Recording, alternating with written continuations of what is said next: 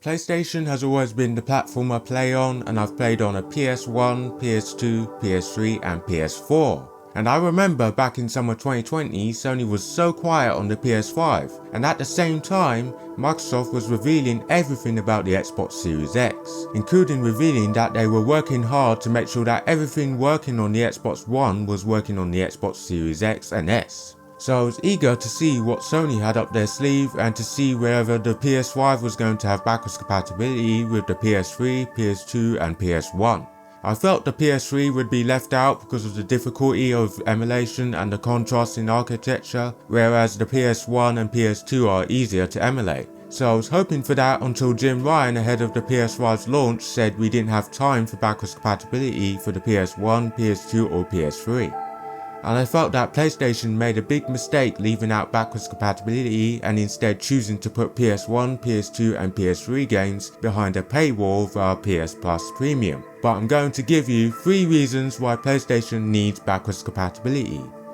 The first reason is the immense libraries that the PS1, PS2 and PS3 have compared to the PS4. The PS1 and PS2 in particular have loads of games, and the PS3 also does have a good number of games, but most of them were on the Xbox 360, whereas the PS1 and PS2 had twice more exclusives than the PS3 and Xbox 360 combined. And most of the Xbox 360 versions of multi-platform games and exclusives are backwards compatible with the Xbox Series X, and the majority of PS3 exclusives had reached the PS4 via remasters. But since the PS1 and PS2 have so many classics, it would be reasonable to preserve them, right?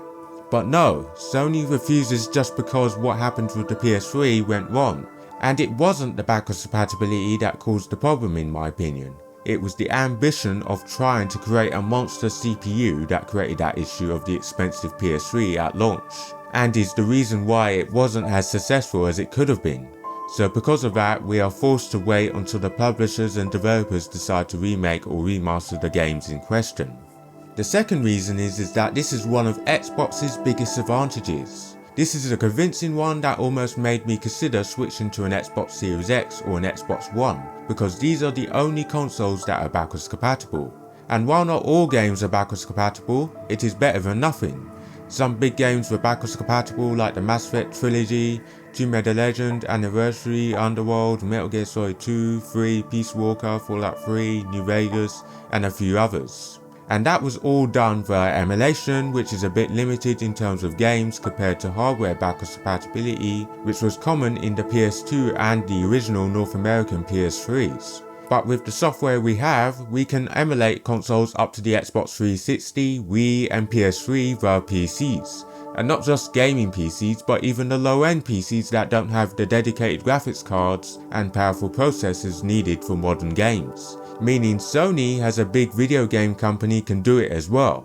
So imagine if the PS1 and PS2 and PS3 were backwards compatible using the same method. I'm thinking that there would be more games backwards compatible. We would see games like the original Tomb Raider classics, Dino Crisis, Siphon Filter, Splinter Cell, Star Wars Battlefront, Need for Speed, Underground, Burnout and a few other great games. And I swear that if Sony had backwards compatibility at the same time as Xbox, then Xbox would be finished because the games the PS1 and PS2 had were much better quality than on the OG Xbox, and I think Sony would have more games available. The third reason is game preservation. Although we've had remakes of old games such as Dead Space and Resident Evil 4, as well as more on the horizon like Metal Gear Solid Delta, Snake Eater and Max Payne 1 and 2 remakes, it's still not enough, and everyone is not going to remake every game. Underrated games like Alpha Protocol, Binary Domain or Singularity are unlikely to be remade despite having their own fans. And not only that, but no one is going to remake everyone's favourite FIFA or Pro Evolution, and that's where disc-based backwards compatibility definitely comes in handy. Because for sport games there's lots of licenses that expire, although it's mostly the music rights, and there isn't many backwards compatible. But examples of F1 2014 and Fight Night Champion on the Xbox being still available to disc owners and digital owners, with the exception of F1 2014, shows that sport games can be added as well. And Sony might not even do that, but at least we know that it's not impossible. And in my opinion, game preservation is important not just to Sony or Microsoft or Nintendo, but to the entire industry. Especially with games that were popular and also the underrated cult classics that may not have succeeded at launch, because every popular game may get remakes, but the ones that are underrated will likely get left behind, and the only way to play them would be to get the original machine, which may take up space and money.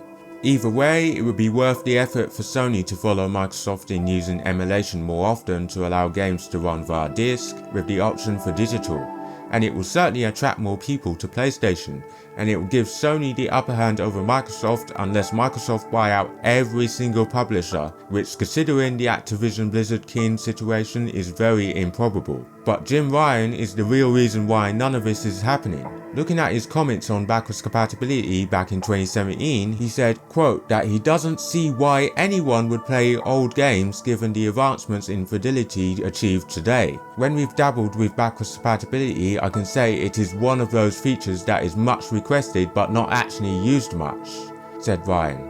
That and I was at a Gran Turismo event recently where they had PS1, PS2, PS3 and PS4 games, and the PS1 and PS2 games, they looked ancient. Like, why would anybody play this, quote.